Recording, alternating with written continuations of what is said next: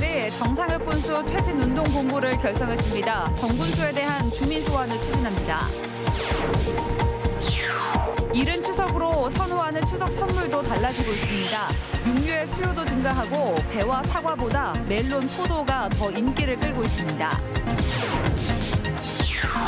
청주시 강내면의 소각장을 추진 중인 업체가 최근 행정 절차 중단을 자진 요청했습니다. 소각업체가 환경 영향평가 통과가 어렵다고 판단한 것으로 보입니다. 여러분 안녕하십니까. CJB 8시 뉴스 시작합니다. 정상혁 보훈군수의 친일 망언에 대한 지역사회 공분이 좀처럼 가시질 않고 있습니다. 급기야 시민단체는 정 군수의 주민 소환을 위한 단체까지 조직하며 본격적으로 압박하고 나섰습니다. 이태형 기자입니다. 보훈군민 망신이다. 보훈 지역 시민단체들이 정상혁 군수 퇴진 운동본부를 결성했습니다.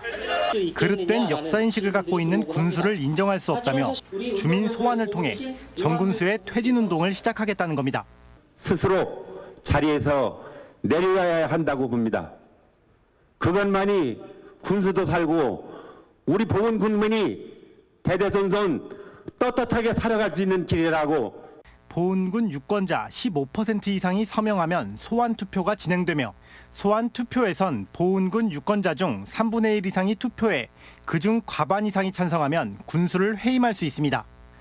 하지만 정 군수가 주민 소환을 통해 군수직을 잃게 될 가능성은 매우 낮다는 분석입니다. 주민 소환 서명 과정에서 이름과 주소는 물론 생년월일까지 적어야 하고 이후 서명 인부의 열람까지 가능해 보훈군이라는 좁은 지역사회에서 주민들의 적극적인 참여를 기대하기는 힘든 실정입니다.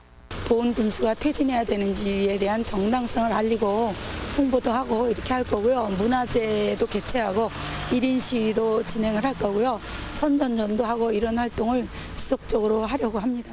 지금까지 주민 소환이 시도된 99건 중 성공한 사례는 단 1건. 100번째라는 오명의 주인공이 정상혁 군수가 될 가능성이 높아진 가운데 주민 소환을 위한 서명운동은 대추축제가 끝나는 오는 10월 말쯤 시작될 것으로 보입니다. CJB 뉴스 이태현입니다. 저희 CJB는 지난주 보훈군이 조성한 훈민정음 마당에 한글 창제 주역으로 세종대왕보다 신미대사를 부각해 논란이 일고 있는 내용을 전해드렸는데요. 보도 이후 보훈군이 의견을 수렴해 사업을 수정하겠다고 밝혔습니다. 또 범종에 군수의 이름을 새겨놓은 것도 CJB의 취재 이후 없앤 것으로 확인됐습니다. 박원 기자가 취재했습니다. 보훈군이 지난해 조성한 훈민정음 마당입니다. 훈민정음 창제의 주역을 세종대왕이 아닌 신미대사로 부각해놨습니다. 신미대사를 정 가운데 거대한 불상처럼 앉히고 세종대왕 동상은 단지 훈민정음 창제 관련 인물 7인 사이에 세워놓았습니다. 최근 한글단체 회원들이 직접 보훈군수실을 찾아 항의했습니다. 훈민정음 창제와 신미대사는 전혀 관련이 없기 때문에 잘못 명시된 내용은 모두 삭제해야 한다고 주장했습니다.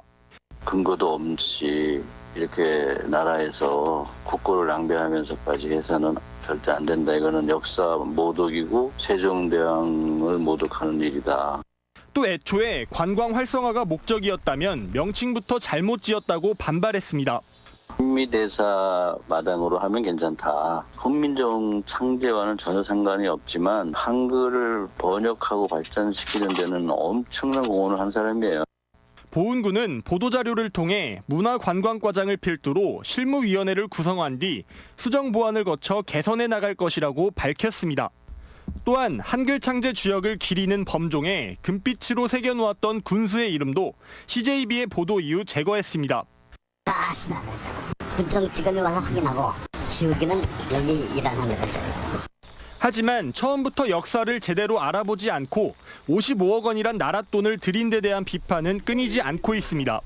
CJB 뉴스 박원입니다. 다음 소식입니다. 올해 추석은 예년보다 보름가량이나 앞당겨지면서 선호하는 명절 선물도 조금은 달라졌다고 합니다. 금방 조리해서 먹을 수 있는 고기 선물 세트가 잘 팔리고 과일은 사과와 배보다 복숭아와 멜론 등이 인기를 끌고 있습니다. 구준회 기자입니다. 고기 전문 판매장에서 추석 선물 세트 포장 작업이 한창입니다. 지난해보다 판매가 늘어 일손이 더 바빠졌습니다. 주문에 맞추느라 하루에도 몇 번씩 택배 차량에 물건을 실어보냅니다. 가격이 높아진 과일을 대신해 육류를 찾는 수요가 늘었기 때문으로 보여집니다. 주로 구이용 한우나 LA 갈비가 잘 나갑니다. 불 앞에서 오래 조리해야 하는 찜이나 국거리용 냉동육은 상대적으로 수요가 줄었습니다. 네, 지난해보단 추석 명절 선물 세트가 20-30% 늘 것으로 기대하고 있고요. 지난주부터 단체 개인의 예약 주문이라든가 택배도 많이 증가했습니다. 많이 찾는 과일 품목에도 변화가 감지됩니다. 추석 선물용 과일로는 주로 배와 사과가 대명사처럼 여겨졌습니다. 하지만 이곳 대형마트에서는 포도와 멜론, 복숭아가 더 인기를 끌고 있습니다. 사과나 배 보러 왔는데 가격이 좀 만만치 않아서 다른 대체 상품으로 보고 있는데 멜론 지금 가격 괜찮아서 보고 있어요. 2014년 이후 가장 빠른 이른바 여름 추석 덕분에 소비자들의 추석 선물 선호도까지 달라졌습니다. CJB 뉴스 구준혜입니다. 추석을 앞두고 전통시장에서 쓸 수 있는 온누리 상품권 구매 한도가 확대 시행되고 있습니다. 충북지방 중소벤처기업청은 9월과 10월 2달간 온누리 상품권 구매 한도가 월 30만 원에서 50만 원으로 확대됐다고 밝혔습니다. 또 개인 현금 구매 시 5% 할인율이 적용된다며 전통시장 활성화에 적극적인 동참을 당부했습니다. CJB는 전국 폐기물 소각량의 18%가 집중된 청주의 소각장 문제에 대해 지속적으로 보도해드리고 있는데요. 이와 관련해 청주의 소각장 신설을 추진하던 업체가 최근 행정 절차 중단을 자진 요청했습니다. 업체의 속내는 무엇인지 정진규 기자가 취재했습니다. 청주시 강내면에 추진 중인 소각장 부지입니다. 소각업체는 지난 7월 금강유역 환경청에 환경영향평가서를 제출했습니다. 금강환경청의 환경영향평가 동의는 소각장 신설에 반드시 필요한 절차인데 최근 업체는 이를 자진해 취하했습니다. 해당 업체에서 8월 말경 서면으로 취하 요청을 해서요. 저희가 9월 초에 수리를 하고 환경청에 통보를 한 상태입니다. 소각업체는 여러 여건상 환경영향평가 통과가 어렵다고 판단해 취하를 결정한 것으로 풀이됩니다. 소각장 인근 10개 마을의 반발과 전국 폐기물 소각량의 18%가 집중된 청주 시민들의 부정적 여론. 여기에 청주시의회에 발암물질 기준치 초과 등 문제점 압박도 영향을 준 것으로 보입니다. 실제로 금강환경청은 취하 직전 이뤄진 소각장에 대한 실사에서 이례적으로 담당 국장까지 참여시키기도 했습니다. 이장님들이 요구하시고 이제 업체에서 뭐 수용하시면은 별도로 이제 날 잡아서 뭐 각 빠른 시일 내에 한번 이제 설명회를 가지시면 좋을 것 같습니다. 네. 다만 소각장이 백지화될 가능성은 낮습니다. 업체가 환경영향평가를 취하하면서 각종 문제점을 보완하겠다는 입장을 청주시에 전달했기 때문입니다. 이어 주민과 협의를 거쳐 소각장을 재추진할 뜻도 밝혔습니다. 저희 주민들은 기본적으로 소각장 반대를 주장하고 있기 때문에 협의는 절대 없을 것으로 생각이 됩니다. 이에 대해 청주시는 업체가 사업을 재추진하더라도 소각장 신설 불허라는 원칙에는 변함이 없다고 밝혔습니다. CJB 뉴스 정진규입니다.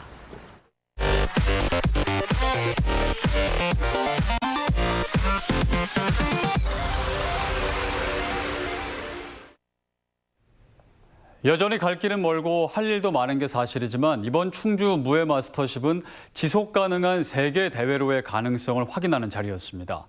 지역의 작은 축제가 20년 노력 끝에 세계적인 축제로 결실을 맺은 겁니다. 장원석 기자의 보도입니다. 무예 마스터십은 각 종목 최고수인 마스터를 선발하는 세계 유일의 종합 경기 대회입니다. 유네스코가 추구하는 전통 문화의 계승과 발전에 가장 가까운 축제이기도 합니다. 유럽의 컴백 게임 등 그간 무예 종합대회가 무산된 것에 반해 마스터십은 스포츠 불모지에서 거둬들인 값진 성과입니다. 동양무예를 아우를 수 있는 여건들이 없는 상황에서 저희가 세계 무예 마스터십이라는 세계 종합무예대회의 용역을 정부 용역으로 시작이 돼서 지속 가능한 대회로서의 역량도 커졌습니다. 가이스프의 공인과 올림픽 출전권, 세계 랭킹 부여, 무예대회 표준 모델 구축 등이 큰 성과입니다. 또 평창 올림픽의 1000분의 1, 광주 수영대회의 14분의 1이란 운영비용 절감으로 개최 문턱을 낮춘 것도 장점입니다. 이 저비용 150억이라는 아주 많지 않은 예산으로 경기를 성공리에 마쳤습니다.